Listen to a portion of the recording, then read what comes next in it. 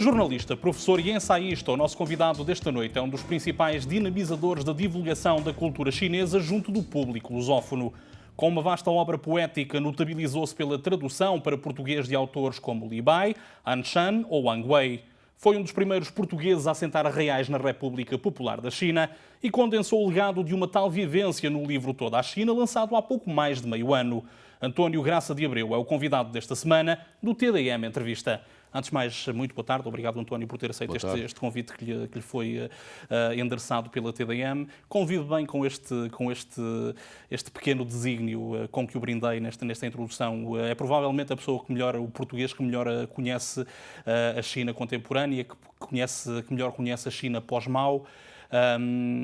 Sente o fardo desta responsabilidade de alguma forma? O fardo não é fardo, quer dizer, é uma responsabilidade, sim, com certeza, porque eu tive a sorte e o privilégio de ter arribado a Pequim. Foi o meu lugar de chegada à China em 1977, portanto já lá vão 37 anos. E a partir daí permaneci vários anos na China, fiquei muito ligado àquele país. E depois de uma certa decepção de natureza política, acho que posso dizer assim, não é? Porque a sociedade chinesa e o mundo que eles estavam a construir, ou que pensavam estar a construir, não correspondia a determinados ideais, não é? Depois de passar essa fase, que durou mais ou menos um ano da minha vida em Pequim,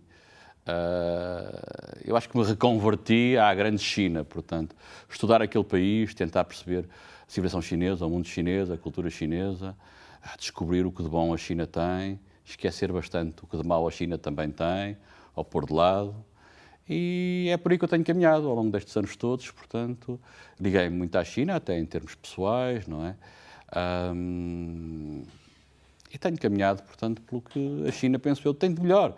A grande poesia, enfim, a história, gosto muito de história da China também. Tenho dado aulas em várias universidades também relacionadas com o mundo chinês, com cadeiras relacionadas com o mundo chinês. Agora, por exemplo, estou na Universidade de Aveiro a falar nas relações históricas luso-chinesas, portanto, a minha vivência chinesa também passa por Macau. Há bocadinho tivemos a conversar um bocadinho sobre isso, mas foi só uma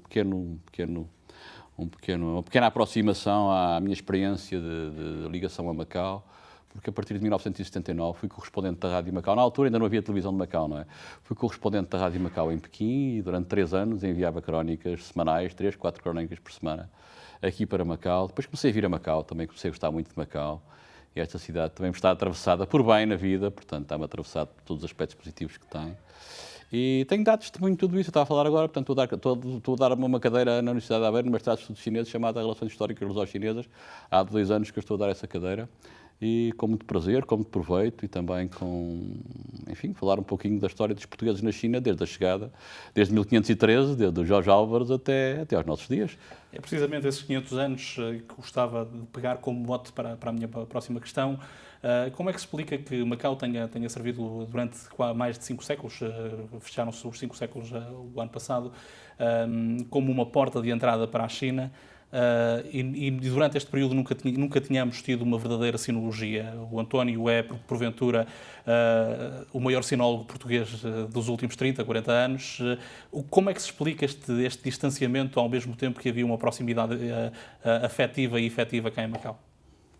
Sabe, Macau é uma terra, eu ia dizer, especial. Eu, como vivia em Pequim, às vezes a visão que eu tenho de Macau é a visão a 2.800 km daqui.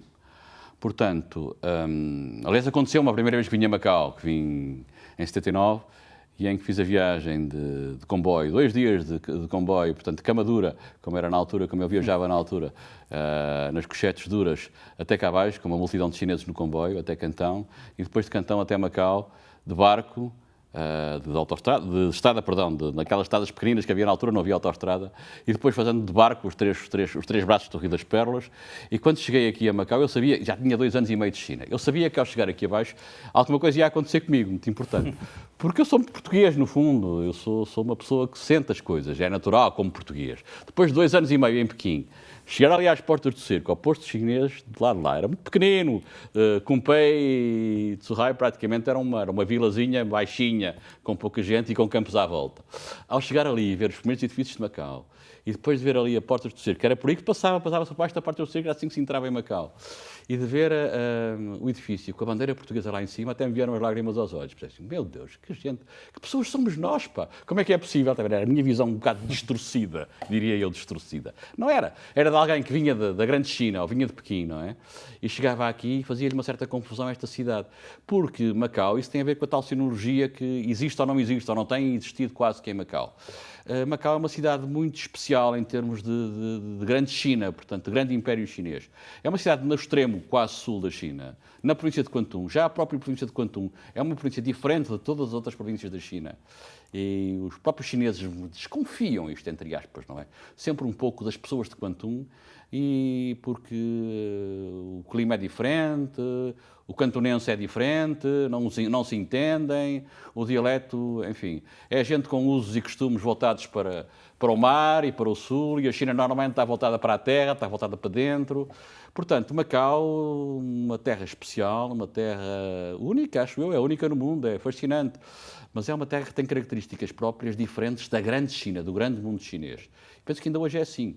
E eu apercebi-me disso, portanto. E depois, como é que eu me ia harmonizar, ou como é que eu me ia inserir bem dentro deste mundo de Macau? Por isso é que eu nunca vivi em Macau, tenho passado por aqui muitas vezes, mas no fundo, eu às vezes até quando passo mais tempo em Macau, eu não digo que tenho saudades da China, mas sinto-me bem quando volto à China, repare. E depois porque é que a sinologia não tem funcionado em Macau? Eu penso que também tem um bocadinho a ver com isso, é que as pessoas ficam aqui, tem sido assim ao longo dos séculos, não é uma questão que aconteça agora, não é? Ficam aqui fechadas neste extremo sul da China, muitas vezes voltadas mais para o exterior, Hong Kong, sei lá, Tailândia, Malásia, Filipinas, Sudeste Asiático, era assim que se navegava antigamente, não é? As navegações não eram feitas ao longo da costa chinesa para cima, não se ia de barco até Pequim, não se ia de barco até Xangai, a não ser no século XIX é que já começamos a ter ligações com Xangai, mas isso é outra história. Mas as populações de Macau estão sempre mais voltadas para o sul do que provavelmente para a grande China. E o interesse e a motivação que as pessoas têm tido ao longo dos séculos pela grande China é muito...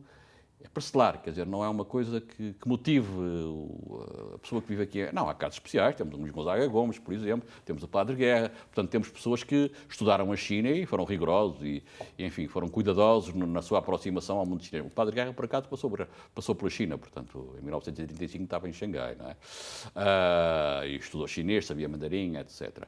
Portanto, já vinha da China, o que lhe dá uma certa perspectiva maior, diria eu, que normalmente o português aqui em Macau não tem da grande China. Normalmente, há casos pontuais, é evidente que sim. Macau pode ser não só uma porta de entrada na China, como um trampolim para muita coisa, é evidente, em termos de China, não ponho nada disso em causa. E a globalização, o aumento do interesse por parte do Ocidente na China, sobretudo motivado por questões económicas, pode ter o condão de criar uma sinologia, mencionava há pouco o esforço que tem sido feito sobretudo pelas academias em Portugal, mais direcionado para a língua do que propriamente para a cultura. A Universidade de Aveiro acaba por ser uma exceção nesse permeio, mas este acordar para o gigante chinês pode trazer coisas boas ou nem por isso?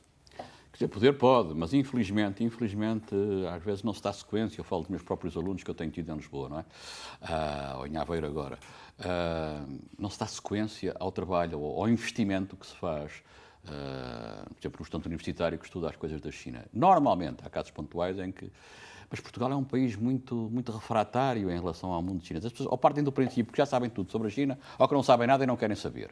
Porque é uma coisa que me custa um bocadinho. Isso para mim é chinês, riem-se muito. Eu digo, olha, se é chinês vai tentar entender, vai tentar procurar perceber os porquês. É chinês, a China faz isso, é globalização, faz parte do mundo, o destino do mundo está dependente em grande parte não, mas a China pesa como chumbo no destino do mundo, não é? E as pessoas quase que se esquecem disso. E às vezes até as pessoas de Macau às vezes notam isso aqui, eu tenho ouvido agora comentários, estamos muito esquecidos lá pelos governos de Portugal, não é? Pois é, porque aquilo como fica lá nos confins da Ásia e agora como nós já não mandamos em Macau, portanto as pessoas não investem. Quer dizer, não, há coisas que têm sido feitas, o Fórum Macau, com certeza, e com pessoas... Eu não ponho em causa o trabalho que foi feito ou o que tem sido feito, mas podia ser feito mais trabalho, com mais cuidado. Eu vejo às vezes na parte dos empresários. Eu não é uma área que eu domino, é uma área que eu gosto assim muito. Mas vão bastante mal preparados para lidar com as coisas da China. Há uma Chinese Business Culture, como se chama, a cultura empresarial chinesa, que se ensina em algumas universidades e que é fundamental para os negócios com a China. E que os portugueses não privilegiam, por exemplo, está a ver? É uma pena, não previam. Agora já vai havendo, eu não posso dizer. Mas eu notei, como já ando nestas coisas da China há muitos anos, quase há 4 décadas, não é? Eu dou-lhe só um exemplo, que é um exemplo que às vezes falo nisso, mas é um exemplo paradigmático, exemplar, enfim, isto é uma redundância, mas é. Em 1995 eu vinha à China com o Dr. Mário Soares na comitiva dos empresários, passámos aqui por Macau. Eram 150 pessoas, vieram no avião com ele, por acaso fui convidado, tive a sorte de vir convidado. E os empresários, eu achei muita graça, em 1995, já vinham cheios de planos, grandes negócios, assinar contratos, etc, etc. Mas depois chegámos a Xangai e aquilo, só se foram assinados para aí 2 ou 3 contratos, foi muito. Porque o trabalho de casa não tinha sido feito, percebe? O problema era esse. Isto é 95, já estamos agora noutra fase, já estamos em 2014, já lá vão muitos anos. Mas o trabalho de casa não tinha sido feito. E eu soube na altura, contaram-me na altura, 15 dias antes tinha lá estado o rei de Espanha, também com um grande naipe de empresários. E o que é que fizeram os espanhóis?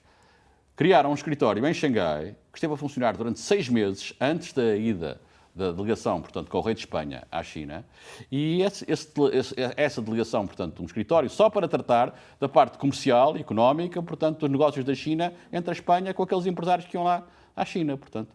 E tinham o trabalho todo feito. Quando as pessoas chegaram à China, já tinham o trabalho todo feito. E os portugueses, é aquele desenrasque, é o improviso, depois logo se vê e não sei o quê. Não é assim que se lida com as coisas da China. Temos de ser muito cuidadosos e temos de trabalhar bem um mundo como o mundo chinês. Em todas as áreas, mas na parte empresarial, há pessoas que conhecem até melhor do que eu, têm mais experiência de negócios com a China do que eu. Por amor de Deus. Eu estou a falar um bocadinho no feeling que eu tenho às vezes das pessoas, para que, como dizia o Padre Teixeira, às vezes venham aí no jet de folha, já sabem tudo sobre Macau, não é? Não é assim, isto é muito mais complexo do que parece. Dizia há pouco que anda há quase 40 anos por este lado do mundo, chegou à China em 1977, pela mão do PCP-ML, uma formação política que já não existe, uma formação política com uma ideologia muito própria. Dizia que se desencantou com a parte política, apaixonou-se profundamente pela China cultural, uma China que nesta altura, quando chega a Pequim, estava de certa forma ainda enterrada sob o peso de uma revolução cultural, sob o estigma do que seguiu essa revolução cultural. Isto para lhe perguntar, esse despir ideológico foi essencial para que encontrasse a verdadeira China?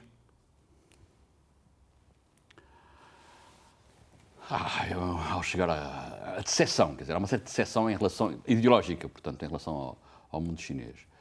E eu tive a sensação, é tal história isto, agora não sei nada sobre a China. Eu pensava que sabia, portanto, já tinha o Mao Tse-tung no bolso, não é? Tinha o maoísmo todo na carteira. Mas afinal aquilo estava errado, aquilo não era assim, não batia certo. Agora o que é que eu faço? Como é que eu vou? É isso, procurar agora entender o país onde estou, aprender um bocadinho de chinês, que é muito importante. Saber mexer na língua, não nos sentirmos analfabetos. Aquela sensação que uma pessoa chega a Pequim, vê os caracteres do tamanho de um autocarro e não conhece um sequer, não é? Não pode ser. Tentar agora perceber aquele país, falar com as pessoas, tentar perceber o que vai por trás, o que está dentro daquelas cabeças, portanto, só ao fim e ao cabo são semelhantes com as nossas. São semelhantes, quer dizer, tudo é diferente, mas há sempre esta contradição permanente, este yin e yang nas coisas, não é? O bom, o mal transforma-se em bom, o bom transforma-se em mal, tudo é relativo, a relatividade das coisas, não é? O mundo chinês, caminhar nessa direção, ir por aí e depois enriquecermos-nos, fundamentalmente é isso. Eu penso que sim, a China tem-me ajudado muito a entender melhor e até eu diria a entender o mundo. Não quer dizer que eu entenda muito, mas pelo menos procuro entender e fazer-me um bocadinho mais inteligente ou menos estúpido do que aquilo que eu sou. Falava da importância de aprender a língua, notabilizou-se sobretudo como uma das primeiras pessoas a traduzirem poesia clássica chinesa para português sem recorrer a outras línguas.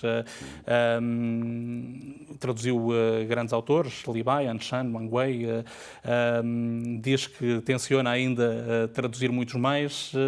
Como é que se traduz algo tão sui generis como o pensar poético chinês para uma segunda língua? Há necessariamente um exercício de reinvenção.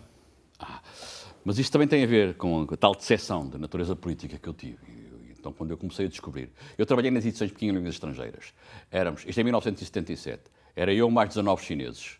Portanto, tinha 19 chineses a trabalhar comigo, a quem eu ensinava também português. E se a decepção política foi grande, mas isso passou-me rapidamente. Porquê? E acho que até foi bom, se calhar. Porque, por exemplo, comecei a descobrir os poetas da China. E como eu gosto de poesia, também escrevo a minha poesia, enfim, muito relativa qualidade. Mas comecei a descobrir os poetas da China. Então pedi aos chineses que trabalhavam comigo. Eu ainda não sabia chinês suficiente para traduzir diretamente para o chinês. Ainda hoje tenho muitas dificuldades.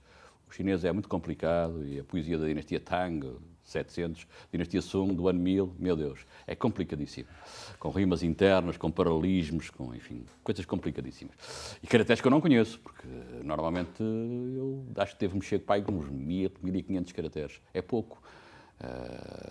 Já estou um bocado velho, comecei a aprender chinês com 30 anos. De qualquer maneira, eu mexo-me e sei o que estou a fazer. E peço sempre ajuda de alguém, ou de dicionários, ou de vocabulários, ou das transcrições, portanto, em Han Yuping, que é a transliteração oficial da República Popular da China atual, mas pode ser a transliteração Wei Giles, não é? Vou aos dicionários, procuro os sinónimos. E eu pedi aos chineses que trabalhavam comigo na altura, e tenho uma série de livros rabiscados todos, pá. Sobretudo os livros bilíngues, não é? Em que tenho o poema em chinês, depois tenho por baixo o que é que aquilo significa, Wo, Tsu, Shan, Wu, Zheng, Shi, Wo é eu, Tsu é habitar, Shan é montanha, Wu, Zheng, Shi, ausência, Zhen, pessoa, Wu, Zheng, Shi, sabe, ausência, pessoa, conhecer. E depois começa a ver como é que eles se podem encadear e como é que podemos traduzir. Portanto, tenho uma série de ferramentas que eu vou utilizando, uma espécie de puzzle, que eu monto e desmonto, não é? E vou tentando pôr aquilo depois num português bonito, que seja fiel ao original, claro, é sempre importante, que bata certo com o original. Às vezes é possível, outras vezes não é possível. Porque, de facto, ao traduzir poesia, o poema na língua de chegada, no caso concreto do português, já não é igual ao chinês, em qualquer outra língua, não é? Porque o chinês é uma língua muito concreta, então o chinês clássico, o chinês antigo, é uma língua muito especial, monossilábica, enfim, em que um caractere pode significar uma série de coisas. Um ideograma pode ser um substantivo, um adjetivo, enfim, pode ser uma série de coisas ao mesmo tempo, enfim. Depois é o trabalho do tradutor, é reinventar e colocar depois o poema em língua portuguesa com alguma qualidade. Isso é que me preocupa sempre. Aquilo tem que ter música, para mim, tem que soar bem, porque senão estou a assassinar o poema. Já escrevia poesia, já tentava se conhecer, já se tentava conhecer a si próprio através da poesia antes de ter começado a traduzir os clássicos chineses. Sim, aprendi muito com aqueles homens, é verdade. Aqueles grandes poetas da China são mágicos, são uma coisa espantosa, não é? Isso é uma coisa que também me dá muita satisfação, a importância do Li Pai, o Li Po, portanto. É um homem fantástico. Eu estou há 10 anos com o Tu Fu às costas, é outro grande poeta do mesmo período, foi amigo do Li Pai até. Um homem que nasce em 712, morre em 770. Eu ando com ele às costas há 10 anos porque não sou capaz de traduzir a poesia dele. É tão complicada, mas é tão rica. A minha mulher diz sempre, a minha mulher é chinesa, se tu não traduzes o Tu Fu, não és meu marido. Nunca vais ser meu marido se não fores capaz de traduzir o Tu Fu. Porque é um poeta genial, é um poeta, enfim, os maiores poetas não é da China, é do mundo, de toda a poesia mundial, não é? Um homem com a dimensão de um Shakespeare, de um Camões, enfim, de um Dante. É um homem fabuloso, mas é tão difícil de traduzir.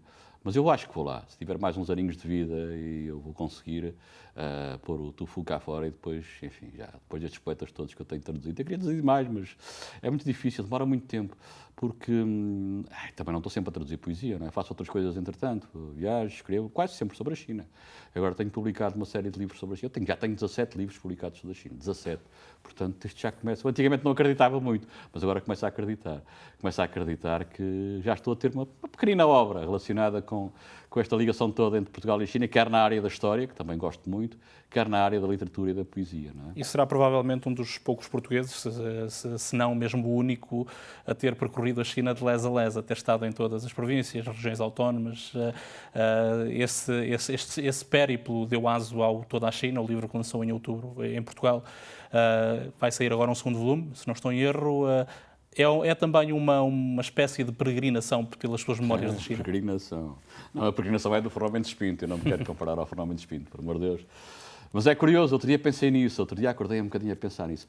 A peregrinação do Fernão Mendes Pinto é um livro de descoberta permanente do mundo chinês. Ele vai avançando, não sabe bem para onde é que anda, não sabe bem o que é que vai encontrar, mas vai dando testemunho genial de tudo aquilo que ele encontra. No meu caso, eu não estou a comparar, mas enfim, não é uma peregrinação. Eu já sei mais ou menos para onde é que ando, portanto. E tenho umas pistas, e também tenho mais material. Ando de avião, enfim, é outra história. Não tem nada a ver.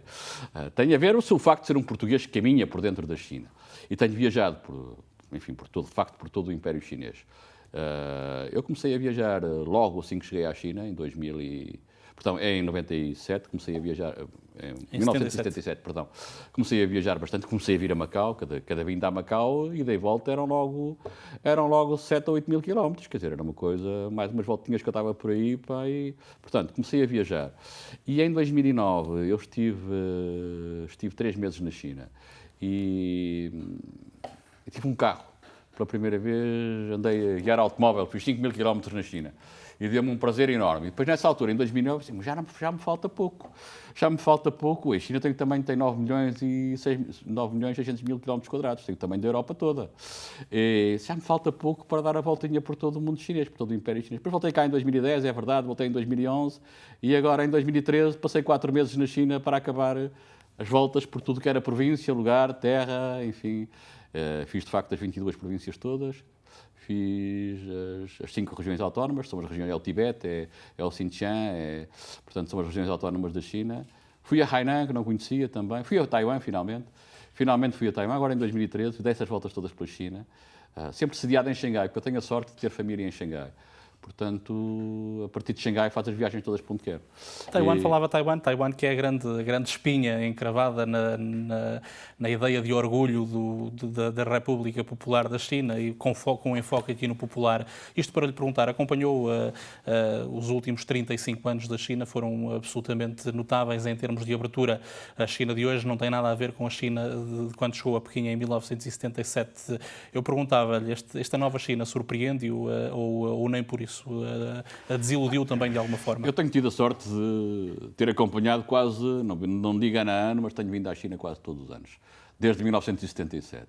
Por exemplo, eu vi crescer Xangai, por exemplo, vi crescer Pudong. Pudong é outra parte, em frente à grande Xangai, onde eram as hortas da cidade e os pomares da cidade, e agora tem lá 4 milhões de habitantes e tem os maiores arranha-céus do mundo, não é? Portanto, surpreende-me.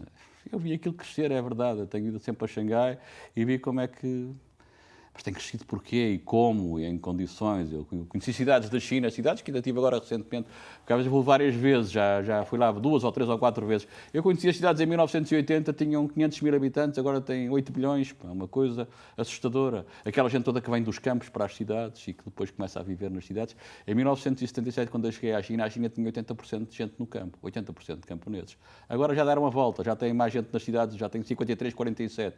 Portanto, já tem 53% da população nas cidades e 47 no campo. Mesmo assim, esses 47 no campo puxam a China para trás. E eles querem fazer, portanto, querem tornar as cidades ainda maiores. Mas é possível? Que problemas é que isso levanta? Antigamente a China era calma, era sossegada. Aparentemente era assim. Apesar de ser muito povoada no campo. Mas não tinha os problemas de poluição que tem hoje, por exemplo.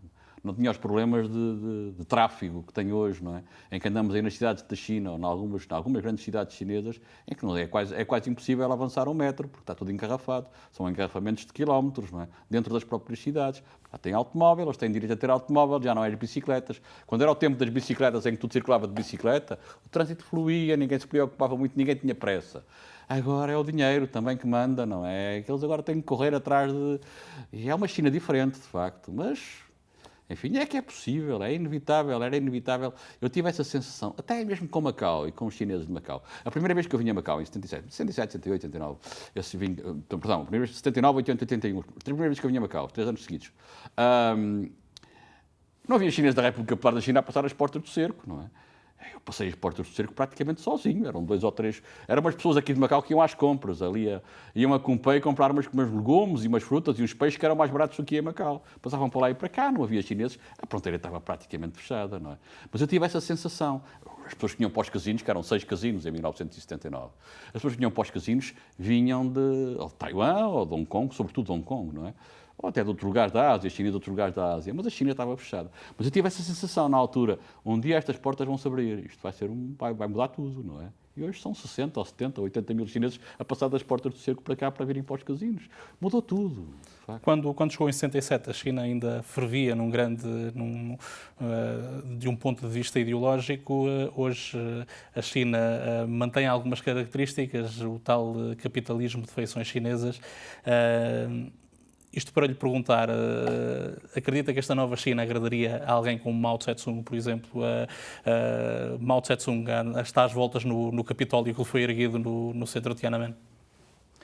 Eu vou-lhe dizer uma coisa que eu vi recentemente na China, não sei se é verdade, mas quando os americanos se aproximaram do mundo chinês, quando o Nixon vai à China em 1972 e depois o Ford vai à China em 1975, eles ainda são recebidos, quer o Nixon, que era o Kissinger, que é o homem que tem um livro sobre a China, sobre esse período. Muito interessante o livro do Kissinger.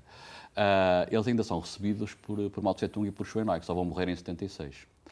E disseram, na China, há uns anos atrás, que há uma conversa secreta, 11 meses antes de Mao Tse-tung morrer, em que o Mao Tse-tung diz ao Chou En-lai, pode ser só pouca, mas enfim. Mas é curioso se isso é verdade. Mao Tse-tung terá dito a Chou En-lai, nós fizemos uma revolução, levantámos este país, estamos quase a ir-nos embora. O Chou En-lai tinha um cancro, ele também já estava com Parkinson, mas tinha a cabeça boa, quando recebeu o Kissinger e o Ford. Que há a transcrição da conversa entre eles, o Mao Tse-tung diz umas coisas fantásticas. Portanto, um ano antes de morrer. E então o Mao Tse-tung terá confessado ao Chou En-lai, nós cometemos, acho que, parece-me, tenho um bocado a ideia que cometemos um erro. É que nós fizemos a revolução e depois copiámos um modelo soviético. Devíamos ter copiado o modelo norte-americano. Não sei se isto é verdade, isto pode ser, enfim. Mas se a China, pois, aí aproximava-se de Taiwan, não é? Não é por acaso que eu estive em Fujian o ano passado, nesta província aqui em frente a Taiwan, e comprei até uma estatueta deste tamanho, em que está Mao Tse-tung e Chou En-lai, e Mao Tse-tung e Chiang Kai-shek abraçados um ao outro. Está à venda na República Popular da China. Curioso. Em Xiamen. Portanto, alguma coisa, isto significa alguma coisa. Alguma coisa falhou ou não falhou, ou o mundo evolui. Fundamentalmente é isso. Aliás, há uma frase, essa é verdade, esta está escrita. O Mao Tse-tung disse ao Edgar Snow, em 1965, daqui a 1000 anos, o Marx e o Lenin e o Engels serão pessoas completamente ridículas. Isso disse o Mao. E se calhar ele pôs lá um zero a mais. Das Chinas todas que conheceu ao longo destes quase 40 anos, sobretudo nestas viagens que tem feito ao longo dos últimos anos, há alguma China que lhe tenha causado ou que tenha despertado uma predileção especial? Ou das muitas Chinas que conhece, apaixona-se por todas elas? Não, apaixono não, eu já não me apaixono. Enfim, a gente talvez sofre muito na China. E então viajando sozinho na China e dormindo em hotéis de terceira e quarta categoria, como tem acontecido, às vezes apetece fugir, não é? Depende. Eu gosto muito de conforto também gosto muito de boa vida. Não, mas há lugares da China que eu adoro. É evidente que eu ainda estive agora na montanha Lushan, por exemplo, na província de Jiangxi. Estive lá em setembro passado. E é uma daquelas montanhas mágicas da China, com uns hotelzinhos lá em cima, enfim, a gente instala-se e fica a falar com os deuses do céu, eles vêm ter connosco cá abaixo e ficamos ali. Às vezes o problema é que tem muito turista, temos que esperar que eles saiam, mesmo nos templos. Isso acontece muito na China, porque os chineses agora têm muita gente que viaja, não é? E aqueles lugares mais bonitos e têm imensos turistas chineses, que complicam um bocadinho a vida. Eu costumo, a partir das 3 da tarde, eles começam a sair embora. É a altura em que eu gosto de entrar nos templos e ficar por lá até às 5 ou 6 da tarde, é quando eles fecham os templos. Já não há lá chineses nenhuns. Então aquele bocadinho é meu, quer dizer, sinto-me bem nos templos, nas montanhas, nos pagodes, enfim. Há aí lugares da China que eu gosto muito e conheço, tenho viajado e tenho ficado. É ficar a dormir lá em cima nas montanhas também, é muito agradável. Quando aquela multidão toda de chineses vão-se embora e a montanha fica só para nós, a montanha, ou os templos, ou lá no meio das nuvens e das névoas e dessas coisas, aí sinto-me muito bem. Rendeu-se também, de certa forma, a uma certa espiritualidade oriental chinesa, estas suas palavras, influências da poesia, influências da China que foi conhecendo? Eu penso também a influência da poesia, porque os grandes poetas da China do passado também faziam isso, não é? Aqueles eremitas da montanha parece que não sabiam nada, mas sabiam tudo. E retiravam-se das confusões do mundo, não é? Das perseguições entre eles, das confusões do dia-a-dia, não é? E dos conluios de mandarins uns contra os outros, etc. E tinham as suas nascentes de montanha, onde eu faço às vezes um bocadinho isso, mas sinto-me bem, sinto-me mais livre, mais dono de mim próprio, não é? Há esse problema, de facto, da China agora estar com milhões e milhões de turistas permanentemente a circular por tudo quanto é sítio. Eu, por exemplo, o ano passado estive, também em setembro passado, estive na província de Ningxia. Ningxia é uma região autónoma de Ningxia, uma região autónoma muçulmana, mas muito pouco povoada no Alto Rio Amarelo. E adorei, portanto, que era um lugar onde não havia turistas praticamente. Nem chineses, nem não havia um estrangeiro durante 15 dias, portanto. E de facto tem hotéisinhos pequeninos ao longo do Rio Amarelo, de terra em terra, de pagode em pagode, de templo em templo. Senti-me tão bem entre o deserto e as lavras do Rio Amarelo, portanto, e aqueles campos ali ao lado do rio, portanto, senti-me muito bem, com pouca gente e com... eu sei mexer dentro desse mundo. Falo muito mal chinês, mas vou dentro do que preciso e sei descobrir os lugares e pronto, é a minha vida. E o que nos reserva a sua vida nos próximos tempos? Em maio terá o lançamento do segundo volume de Toda a China. O que é que podemos esperar de António Graça de Abreu? Eu tenho um livro pronto já há cerca de um ano, então conseguimos editá-lo cá em Macau. Posso falar nisto agora também.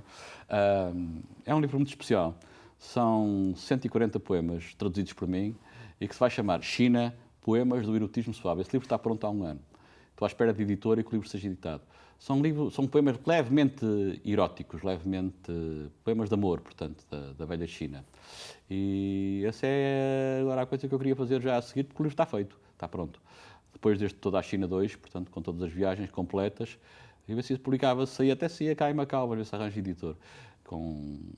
São poemas muito bonitos, tenho grandes poetas da China, estão lá todos, a forma como os chineses veem o amor na velha e na atual, porque eu tenho poemas até ao século XX, não é?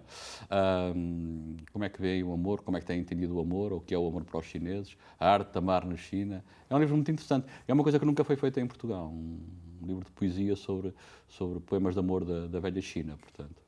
Isso é uma coisa nova que eu estou à espera de publicar em breve. Vamos ver se até se vai ser aqui em Macau. Oxalá tenhamos então boas notícias a este nível. Agradeço-lhe uma vez mais, António, o facto de ter aceito este convite que lhe foi dirigido pelo TDM. Quanto a si que nos acompanhou a partir de casa, o nosso muito obrigado pela sua preferência. O TDM Entrevista regressa como habitualmente na próxima terça-feira com um novo tema e um novo convidado.